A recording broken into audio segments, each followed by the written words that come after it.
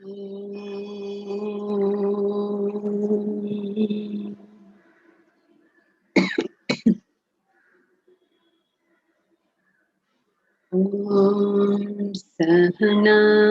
bhavatu Sahana bhunaktu Saha Viryam Karavavahai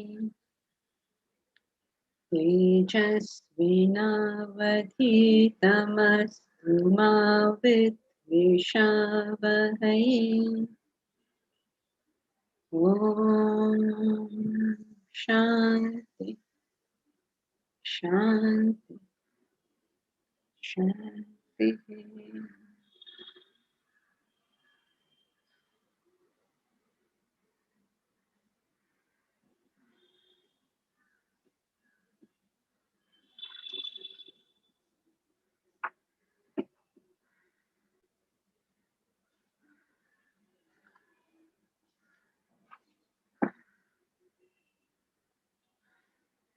So we were doing happiness last time. Um, the 3 types of happiness. That's right, isn't it? I'm sorry, my book is different. So we were at happiness, correct? 3 types of happiness. Mhm. Yeah, we were just 3 types. Okay. So what is sattvic happiness?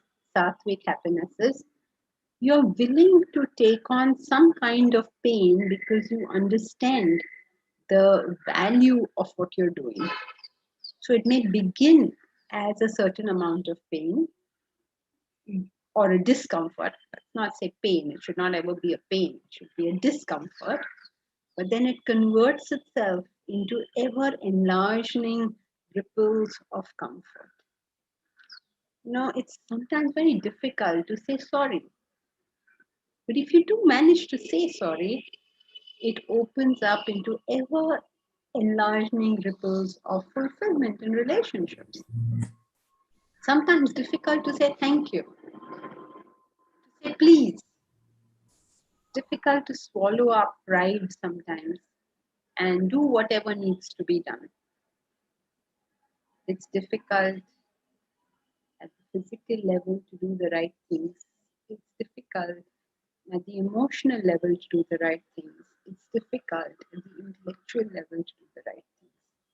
But if we do them, then the result is self-purification. If I were to ask you, what is more important? Is this moment more important or is your life more important? What would you say? Almost everybody will say, right, my life is more important. Just this moment, this solitary moment versus my whole life. And yet, in actual life, in the actual business of living, we are willing to sacrifice our whole life for this one moment. Isn't it? That little bit of anger, or that little bit of pride, or that little bit of tamas. I don't want to go for a walk. I don't want to do my exercise, whatever it is. Just this moment's inconvenience versus the rest of my life. Now, who can do that? Who can sacrifice this moment for the rest of my life? It's only somebody who can understand the difference, right? You can't understand the difference. How can you do this? You'll always be sacrificing your life for this moment.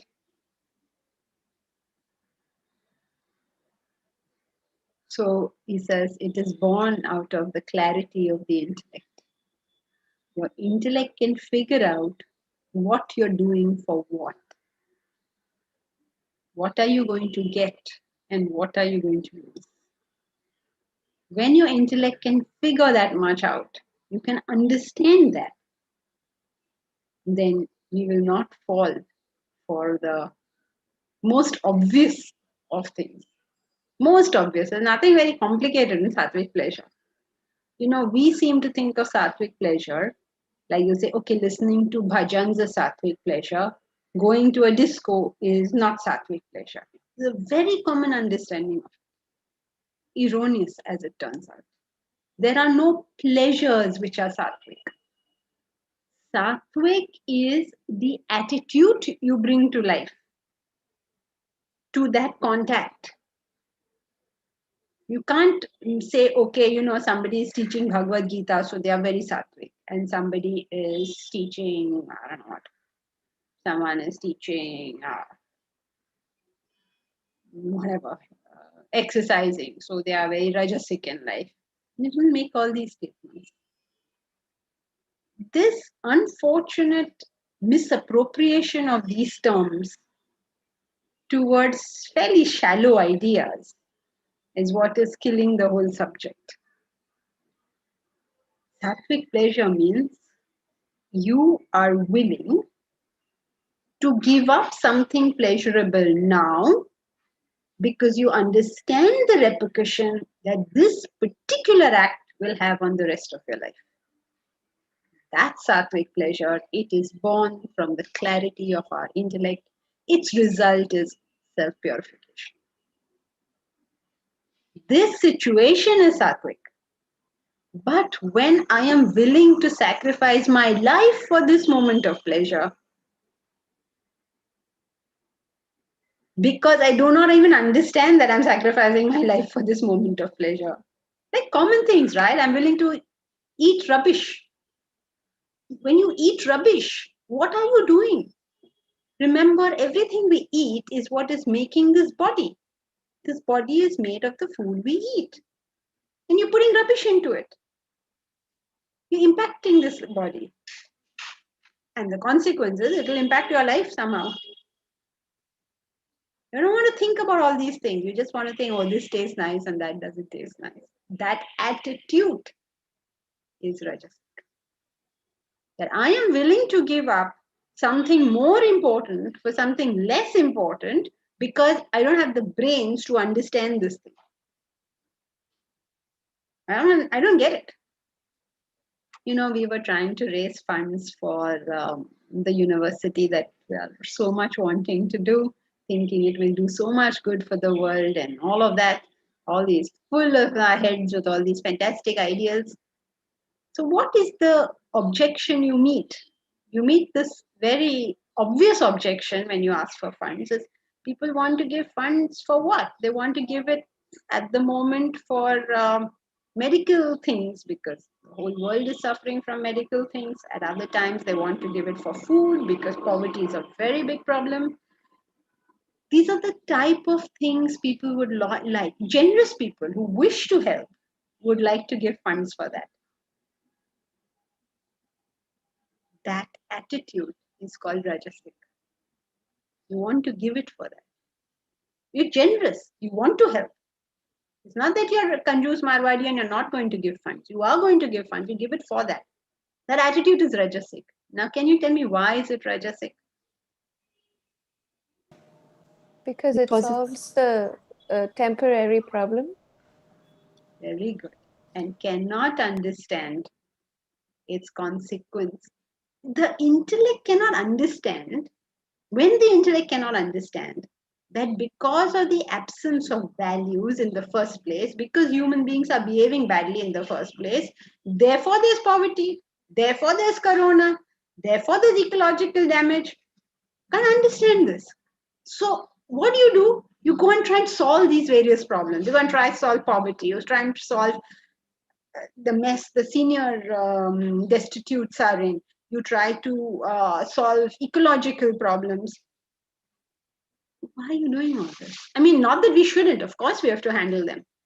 But if none of us want to handle the most important base, the most foundational thing in it, these problems will never be solved. That's why they've always said improving the world is like straightening a dog's tail. It can't be done. But the fact is, it can be done if we attend to the basics. If we are willing to say, look, let's figure out why do these problems exist and then deal with that problem. And when you deal with that problem, then these are branches of a particular seed. Let's deal with that seed. But when the intellect cannot conceive it like that, doesn't understand it, then what option does that person have? The only thing is, oh, I want to help, give medical equipment, give food, give money to poor people. That's all they can understand. Why do they do it like this? Why don't they say, okay, let me give 80% of whatever I want to give to these immediate problems, and at least let me keep 10% to handle the base? Because the base doesn't require so much money being thrown at it. Imagine for us to set up a university, anybody to set up a university, how much will it cost? If it's a very big one, it costs 30, 40 crores. Small people like us will get 10, 15 crores. It's not a lot of money. But if you have to say, give medical equipment, okay, if you have to give food and you have to keep doing it forever, can you think of the money involved? Can you think of what those numbers are? They're phenomenal. Absolutely phenomenal. Because it is required. Can't conceive any of this. Can't understand what is the root, what is the effect, where exactly should I be putting my time, energy, efforts, money. Can't understand any of it. That incapacity, that absence of clarity of the intellect, that attitude is rajasic pleasure seeking. So why do people have sattvic pleasures? Because their intellect is clear. Why do people have rajasic pleasures?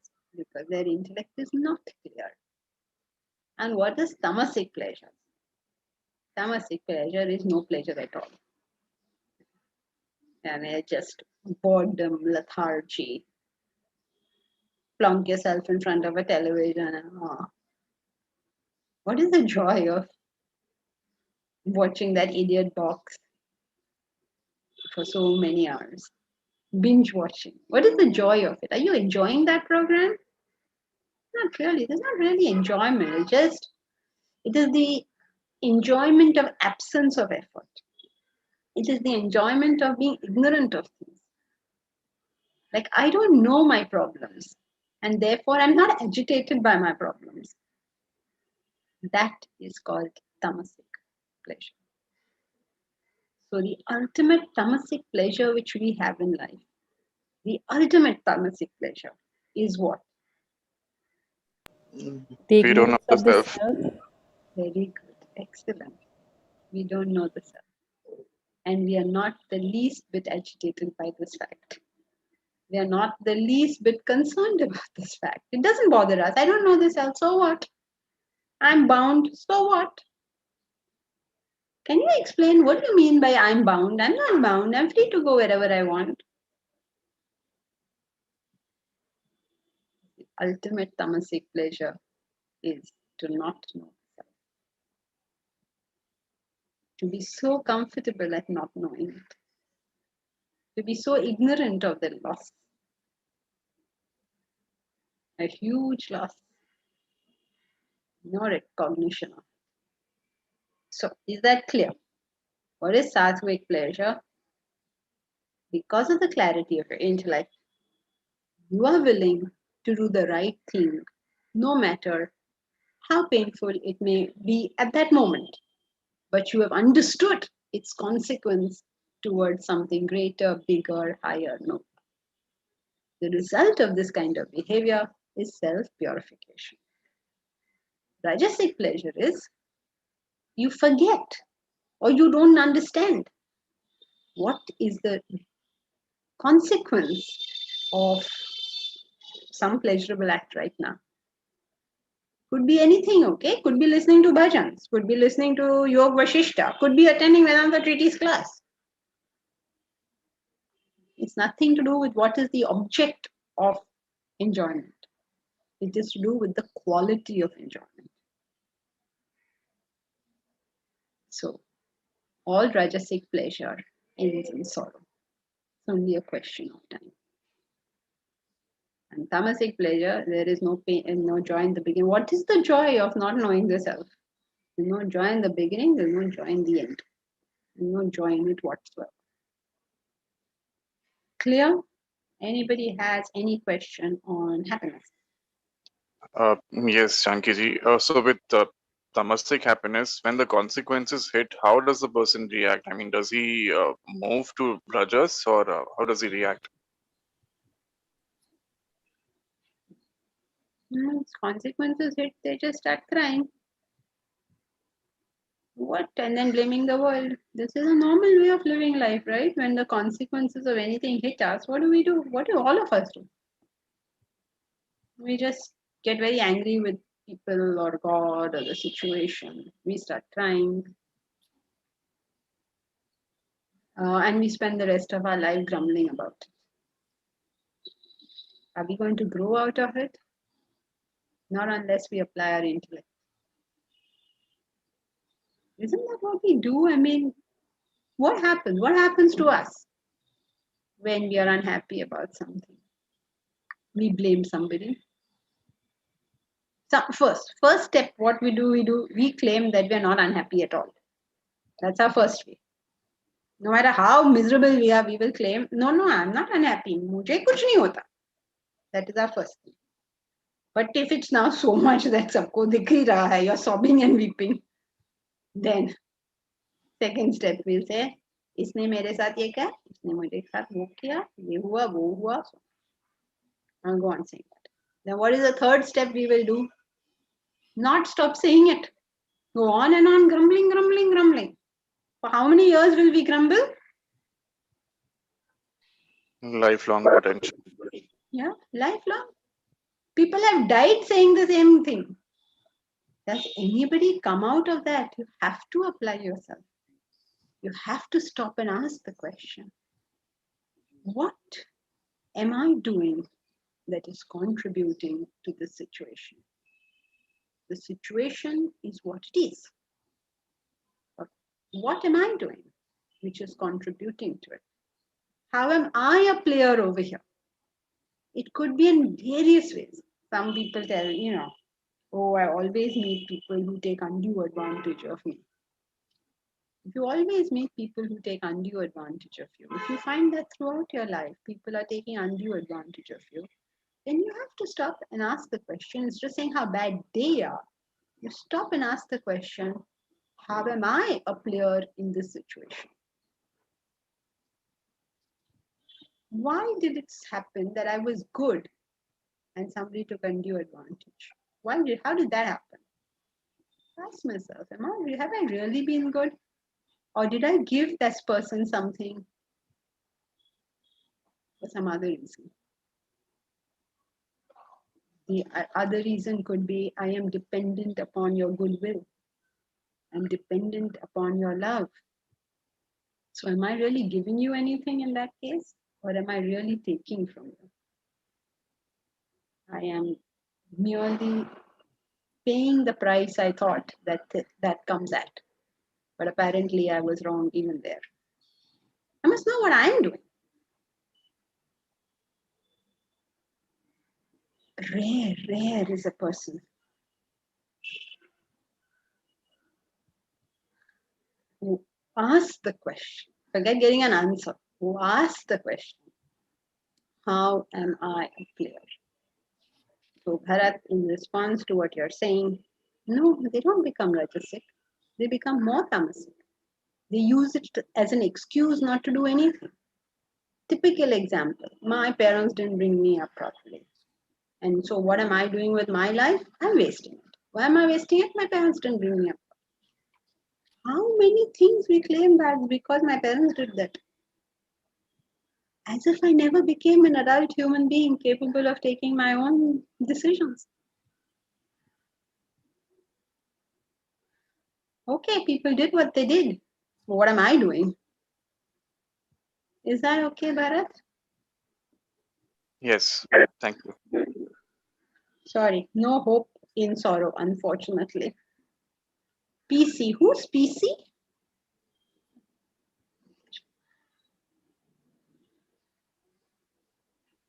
Tamasic happiness springs from ignorance of the self. What about Rajasic happiness? Is it not ignorance of the self?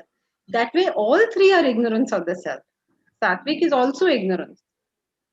But the joy that comes, everybody is ignorant of the self.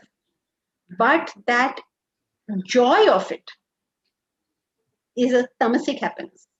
The not being distressed at the fact that you are not a self-realized soul is a tamasic happiness. Is that clear? Okay. What is your name, by the way? What is PC? Jankiji, Hari Om. Actually, my name is Milin. I don't know how this PC has come because it got. Okay. What is that? Some problem PC. Okay. All right.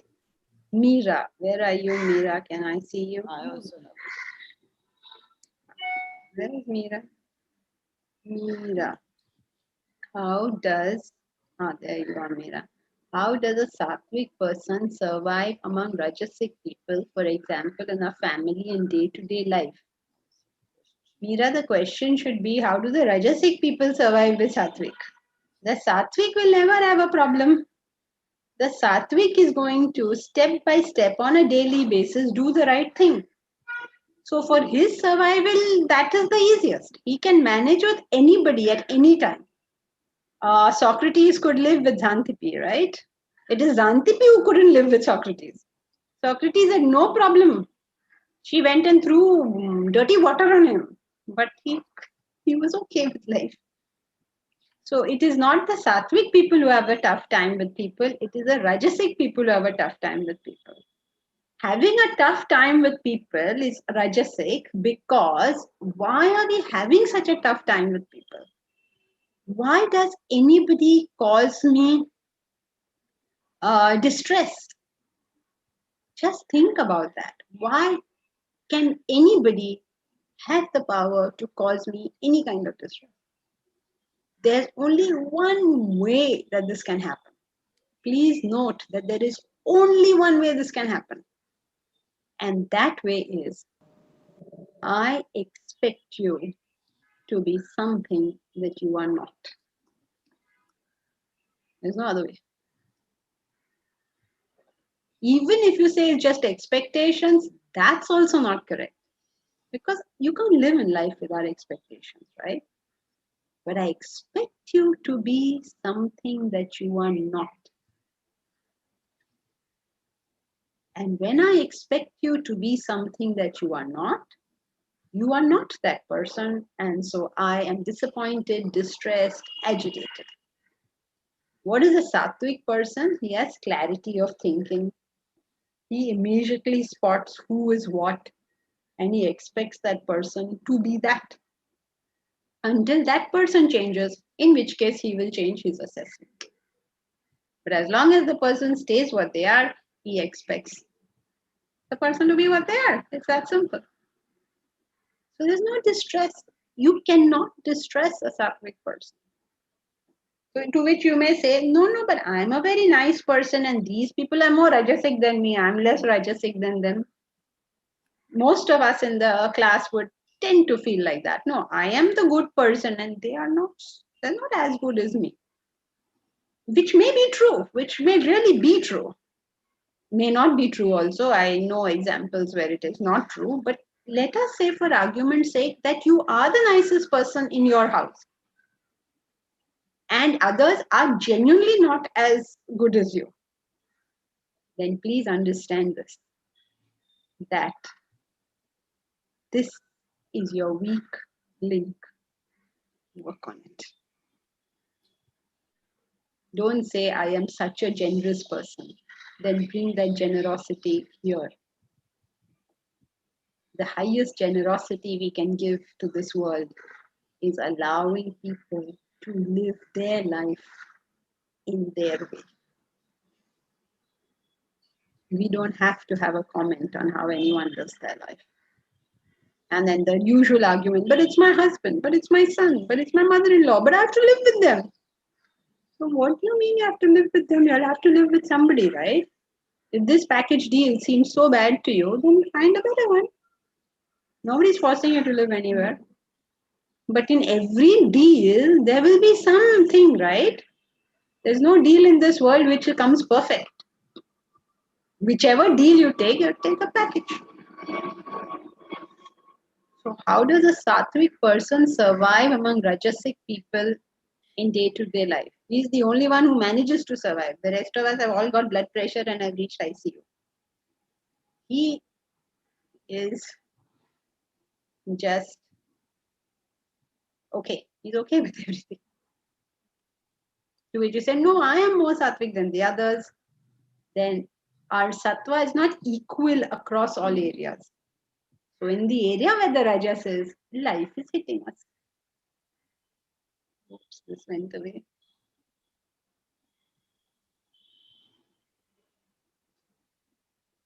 Is that clear? So, Yes. Aditi, then how does that shift from tamas to rajas happen to once that happens? Oh, to once, okay. Or does it not happen at all from tamasic to rajasic? How does that shift happen? God alone knows. I wish I knew. What makes this shift? What makes a person change for the first time? Nobody knows the answer to this question. And if anybody can find the answer, we convert humanity. But for the last 10,000 years, Vedanta has found no answer to this question. It's almost like very, very strangely. In the Upanishad, there's an Upanishad called the Mandukya Upanishad, which refers to a frog. What makes that frog jump? And what makes that frog jump small or big? You know how a frog jumps, right? They're not equivalent jumps. Some are small, some are big, some are leaps. I don't know the answer to that. What makes him move at all? And having moved, what determines the size of that jump? He could sit there for hours on end and not move. Or he may be constantly moving. These are all effects. What is the cause? Because it is so difficult to answer that question, many people have just said Purushartha. Purushartha is a way of saying, I don't know. What makes you do it? Even the people who come to class forget that great conversion from not interested to interested in Vedanta. You know how that happens. We don't even know, having come to class. Okay, so how many of us are there? 63 of us are there in class. A few days ago, I noticed it was about 80. That means 20 odd people have dropped off, right? What made them drop off and what makes the 63 continue? We don't know. Amongst these 63 who continue, who will take one step forward? How many will take that one step forward of actually studying what they learned? Who will then take the next step forward of giving back to the subject, to the teacher, to the subject? So as the what should I say, commitment grows, the numbers drop until it comes to very, very few. In our group, I think we have like 500-600 people. How many is it, Bharat? Do you know the number as of now? Yes, close to 600. Close to? 600. Close to 600. Not 10% are in this class. I mean, assumably, of course, they may be in other classes. They may be attending any of the other classes, but almost 600 people. Of these 600 people who have claimed to be interested in Vedanta enough to have joined the class group, they had to join the group, right? They had to ask permission, or I don't know, however the group is joined. They had to do something to join the group. We don't add people on our own. How many people actually attend the class? See that jump? From 600 in the group to 60 in the class. Even if you claim 60 in each class, with some kind of overlap, you'll have about 200, 250 maybe attending, right? Of these 250, Mr. Srinivasan, how many are there in the morning study group? Ma'am, morning food, it is 37 or 37. 37. See the numbers? I mean, that doesn't mean everybody who's studying in the morning is in the group. Those who are studying anyway. So see how the numbers are going? And of them, the number of them who make morning study usually around 16, 17 people. 16, 17. Earlier, remember, you had told us 40. That 40 has become 37. There were 20 studying. That 20 have become 16, 17. Can you see these numbers? If we knew that way of being able to convert to the next step, would we not do it? Because you know why we don't know the way to convert? Because it's entirely dependent on that individual and his resolve. Nobody can do anything about it from outside. Entirely. So it's a random thing. And that random is so random that, let us say, Aditi, now you decide to commit yourself. Okay, now 2 years later, whether that commitment will last or not is random. You yourself know, right? You have examples of people who had been so committed at one time. Very much part of the group and everything. Out. Why in and why out? Nobody knows. It is that purushartha. It is that self-will. As a human being, you alone have it. And you can use it to do good and to do bad. To go higher and to go lower. Completely free agency. Nothing anybody else can do. Janki, so when one gets into, as she was asking, from tamas to rajas and rajas to sattva, so can it be that sometimes people go through bad, difficult experiences or whatever? Sometimes they start questioning what is the purpose of my life. They don't get answers. Then they may be drawn to spirituality. Think it through for your, sorry to interrupt, but you're just explaining your point. So your only question is, doesn't pain drive us to spirituality? Yeah, that's if what you're saying is true, then there should be more people in spirituality than there are anywhere else, because there are more people in pain than there are people who are happy. That means the whole world should be in the class today. It may not be pain, it may be just that, as you say, lower desires as one ages, you feel there's no meaning. I mean, what is the purpose of all? The minute one starts questioning, maybe can that also drive one to, draw one to spirituality? Think through what you're saying. He starts questioning. The question is, what makes this person do that? That's the question. So think it through now. Whatever you're saying, think it through a little bit. It's not like somebody has to give you an answer. You can figure these things out yourself. If any kind of sorrow has to make you come into Vedanta, if that was in any way true, then you're left with the question, why such few people? If it was true that just by questioning people came into Vedanta, then you're left with the question, what made them question?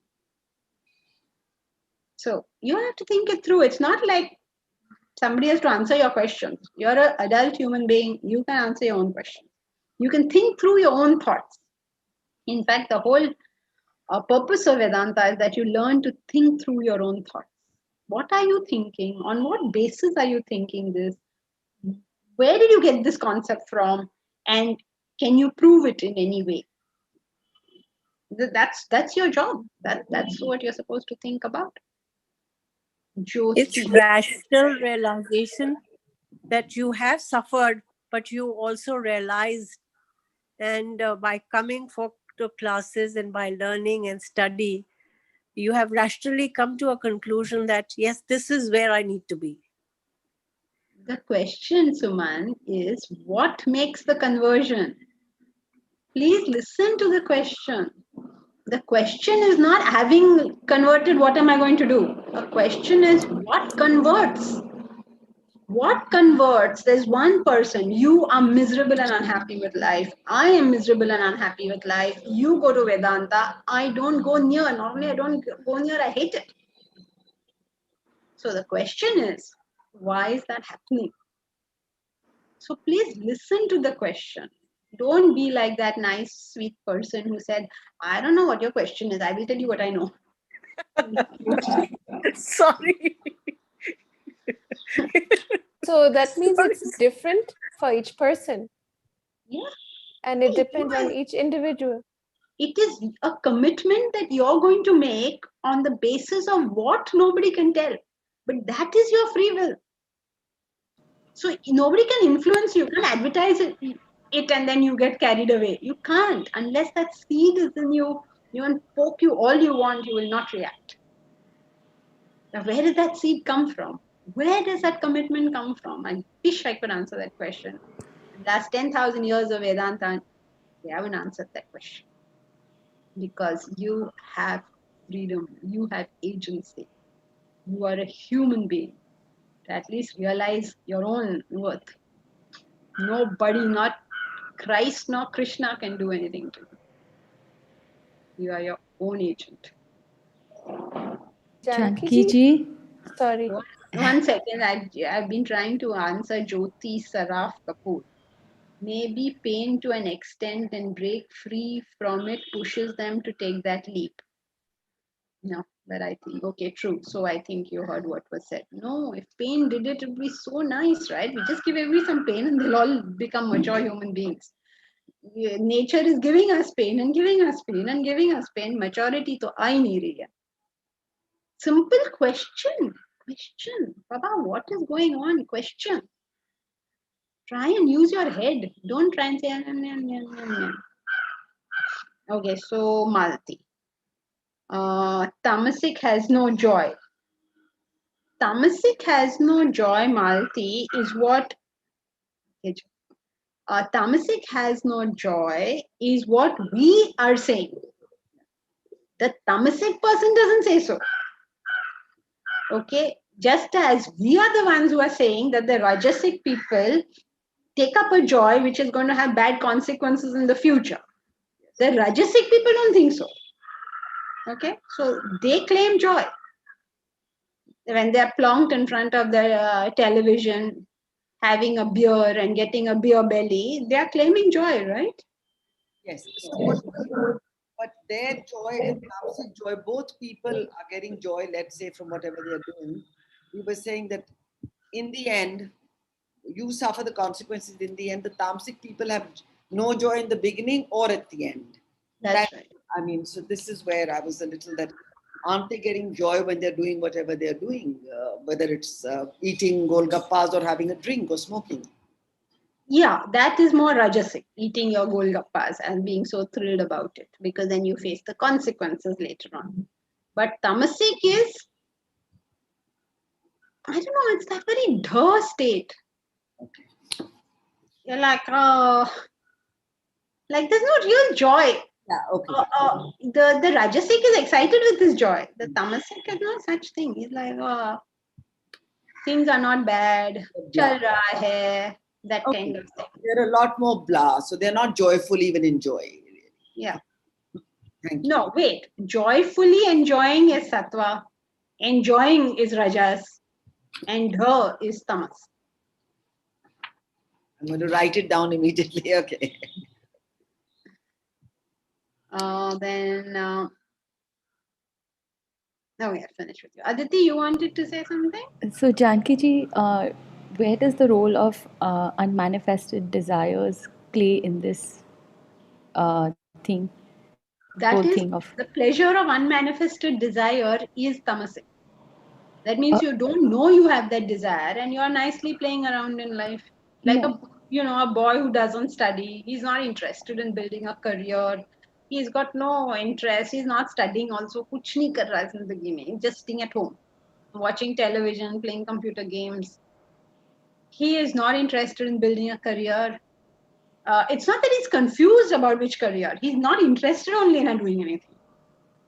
Okay, and he's very happy in that little bubble that he has created. He has his computer games, he has his chips, and I don't know whatever it is that these people do. Right? He's happy in that bubble. But he's not happy in the way a person who's achieved something feels happy. It's a different type of happiness, right? This chap doesn't even know that he has a desire for achievement. So one day what will happen is he will compare himself to somebody who has achieved and feel terrible about it. Because now that desire is manifest. So, the pleasure of unmanifest desire is tamas. So Janki ji, actually I was talking about the shift. Can't it be the unmanifested desire for self-improvement move into manifestation and then the shift happening? But how? The desire I that mean, all these things will happen, but how is the question? Therefore, it is only out of Purushartha. okay. Purushartha means the human being has to take a call. And the moment he or she takes a call, he moves forward. But isn't that call the manifestation of taking the call because of the manifestation of the desire That is to? his choice of action. As a human being, you get that choice of action regardless of your desires. Okay. That's the choice, right? If you didn't have the choice, you'd always have to do what your desire was. Yes. In which case, you're completely bound. You will have no freedom at all. Because you always have to be bound to your desire. In which case, how will you work to removing the desire? You're bound to that desire. But as a human being, you get a choice. A tiger doesn't get that choice. That's why tiger cannot ask the question, should I be meat eating or should I turn vegetarian? You can't ask that question. He gets no choice. He has to follow that path. But you get that choice. All of us get that choice. And we throw it to the wild winds. Because remember, not choosing for a human being is also a choice. Meaning I continue to be what I am is a choice. I choose to be different is a choice. You have to make that choice. You can fight the stream or you can go with it, but you have that choice. Okay, Janki ji, thank you. It's very helpless feeling, but In fact, it should be empowering because you know now that you alone are the mover and shaker of your life. yeah, but it would be nicer if we got the answer to that. Yeah, that's the answer. Make Okay. it the answer. Okay. You take that on yourself and say, okay, I decide to do this. And then it's done. Okay. Thank you.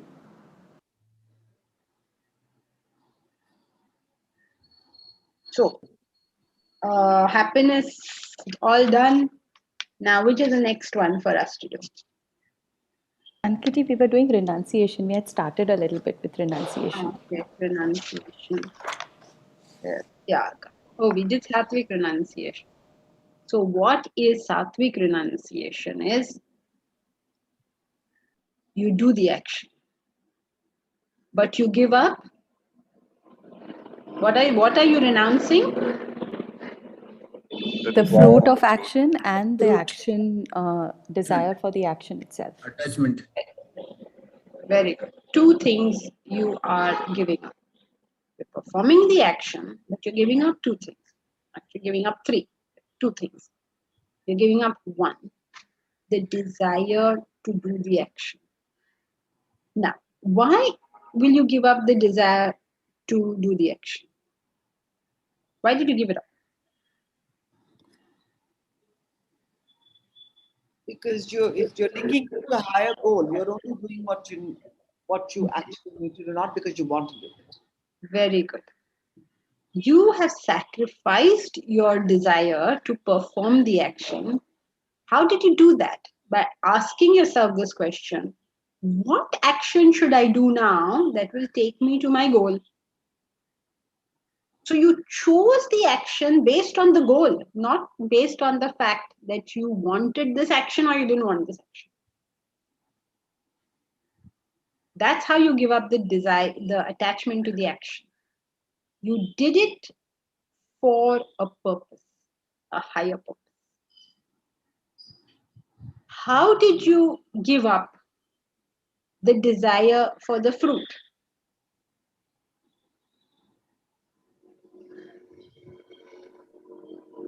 Again, the same answer.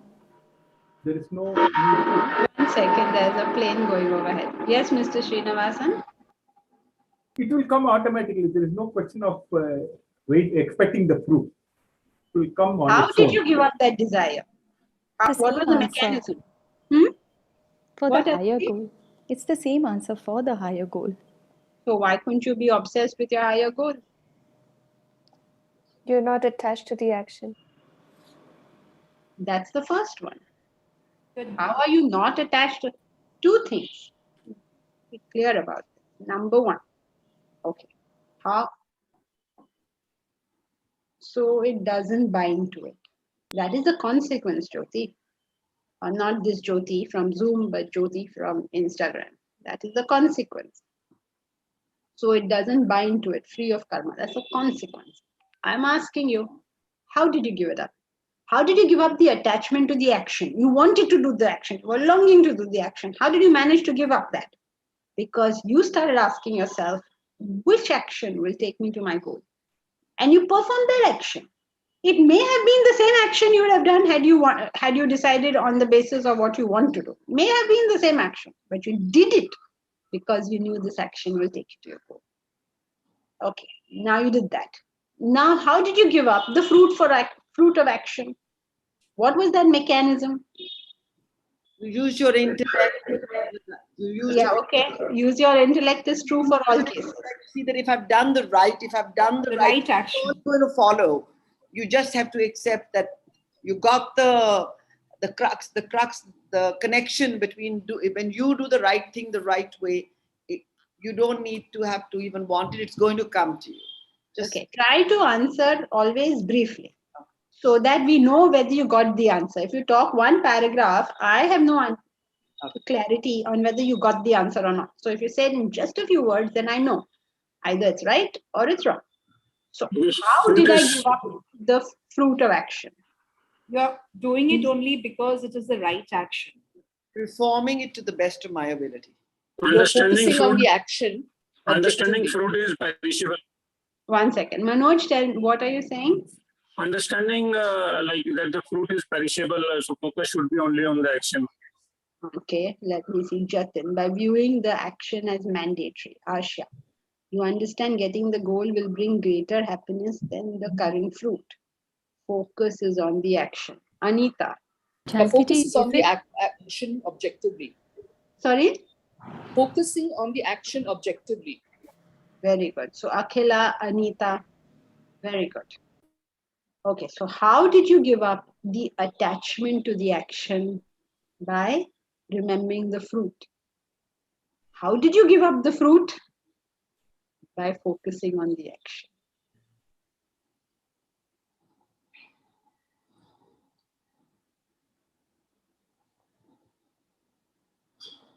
With the questioning, Jyoti, for the first one. Second one, when the action starts, why did you choose the action? Because of the goal.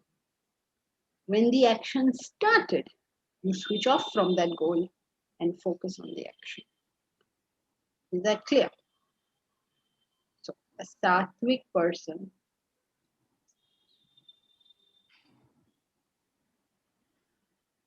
they want to reach moksha ultimately and knowing how to reach there. That is true, but they're figuring out now how is this happening. So the goal is moksha. So you don't choose actions because of what you like or dislike. You choose them because they'll take you to moksha. So all the time your thought will be on moksha. Now you got obsessed with moksha. Right? So what is the second advice to us? Now you forget about moksha and focus on action. You started the action. Now moksha goes to the back of your mind. Now that you've forgotten about it, it's gone to the back of your mind. And your mind is on the current action. Who is keeping your mind on the current action? Intellect. Intellect. The intellect keeps the mind on the current action. So the first thing the intellect does is chooses which action will take you to your goal. That's the first thing it does. Second thing, having chosen and started the action, the intellect keeps the mind on the present action. That's called concentration. Then the third thing that happens in a sattvic action is, which is always the difficult part to understand. Are these 2 points clear? Everybody is clear. Give me a thumbs up so that I know that you're all clear about it. Yes. All clear? Aditi, no thumbs up from you? All clear? Okay, at least those who I can see give. Thank you. Clear, right, up to this point. Now, thirdly, the third thing that a sattvic action does not have is agency. This is always difficult to understand. Human beings alone have agency. And it is agency that makes us do whatever we do. We get the choice.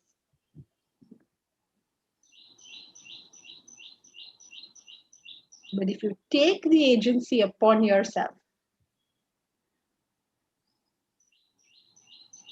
you messed up again. So sattvic action avoids 3 things. It avoids attachment to action. It avoids attachment to fruit. It avoids attachment to ego. The sense of doership, that I did it. So you can't argue with them, because if I didn't do it, who did it? Oh, you did it. But you please don't take that on yourself. Nobody but you will do it. You alone are in charge of your life. Nobody can improve your life but yourself. No guru can bless you. No God can bless you. No stars can change anything. You alone are in charge of your life. But if you talk like that, if you think like that, you take agency like that, then you suffer the consequences thereof. And what are the consequences thereof? You will lose 2 things. What will you lose? Peace of mind. Okay, all of them, that will be true. Correct, you're right. You lose 2 things. What are they? You will lose 2 things. They are? The goal. Number 1, the goal. Very good.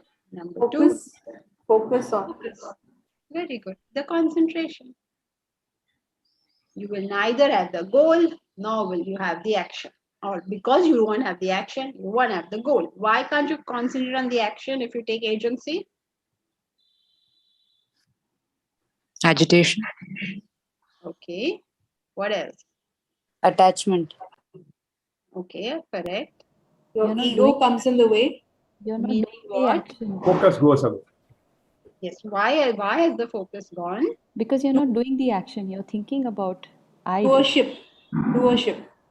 Because you're thinking more about yourself than about the action. If you are thinking about yourself, maine ye kiya, maine wo kiya, that means your attention is not on doing the action, right? You're wasting your time. So a sattvic action removes 3 things. Renunciation. Sattvic renunciation means 3 things are gone. Attachment, goal, and ego. 3 things are gone. Now, what happens in a rajasic action and a tamasic action is, what has gone in a tamasic action or in a rajasic action is action itself. What has been renounced when you say it's a sattvic renunciation? You renounce attachment, fruit, and ego. That's what you renounce. When in a rajasic renunciation, what have you renounced? Action. In a tamasic renunciation, what have you renounced? Action.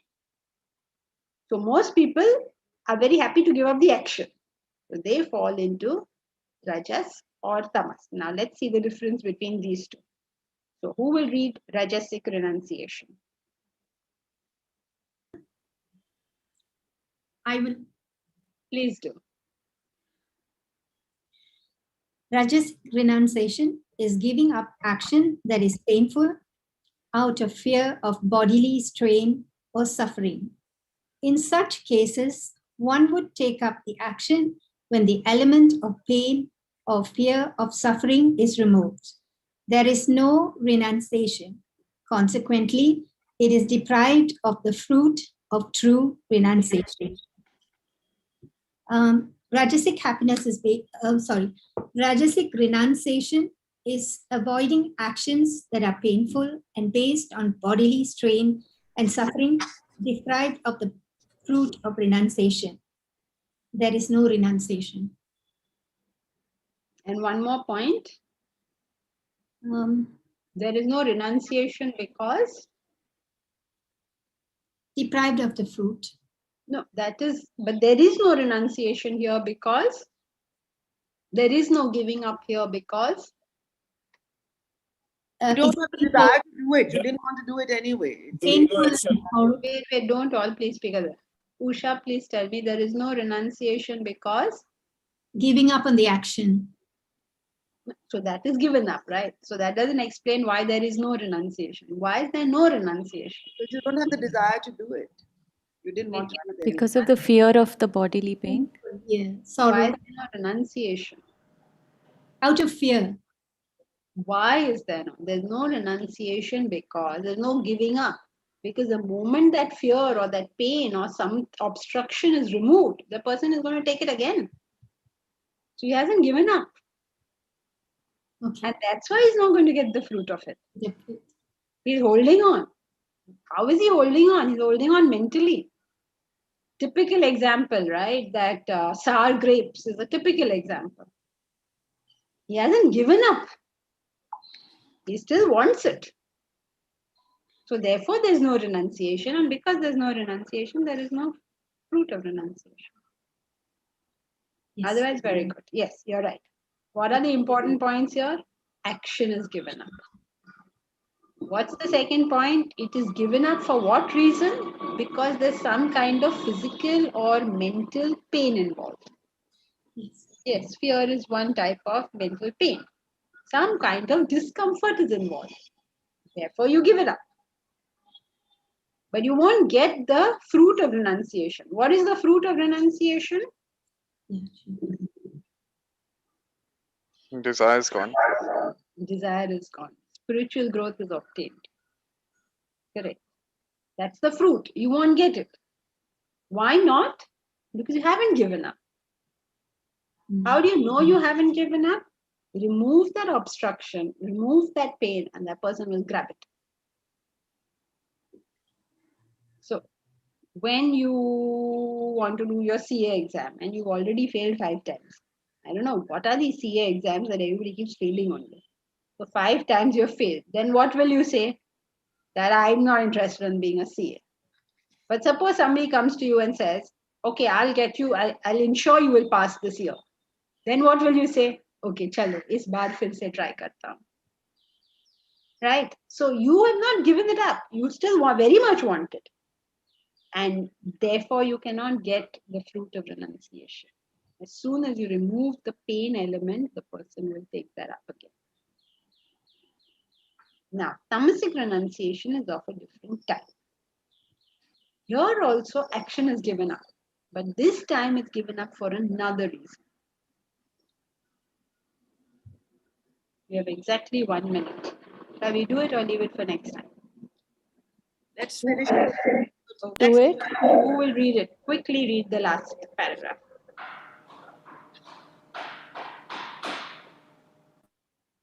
I'll read. Please. Tamasic renunciation is relinquished of one's obligatory duties out of delusion. A human being has to perform 2 types of duties. One is his regular routine duties, as the members of a family, society, nation, etc. The other is occasional special duties, but in ignorance, he is confused as to his duty and responsibility and discards what ought to be done. That is tamasic renunciation. How would you summarize that? So he doesn't know what are his duties. So that's why he's not doing anything. Very good. He has given up action because of ignorance. He doesn't know. He's in delusion. It's not that he doesn't want it or he wants it. He just doesn't know it. Like we don't do our sadhana. The whole humanity doesn't do its sadhana. Why doesn't it do its sadhana? Because it is not even aware that there is a self, that we have to do something to reach the self. Nothing, right? So when you've given up your obligatory duty, what you should have done out of ignorance. How many people do their exercises? How many people in our classes do their daily exercises? Forget outside. Here, we are all here to develop, right? So how much are we doing every single day our exercises? Without fail. Why have we given up doing them? Out of ignorance, out of delusion. So that is tamasic renunciation. Yes, out of lethargy. Lethargy means intellectual lethargy. Unawareness, ignorance. Okay, so that's it. We'll continue next.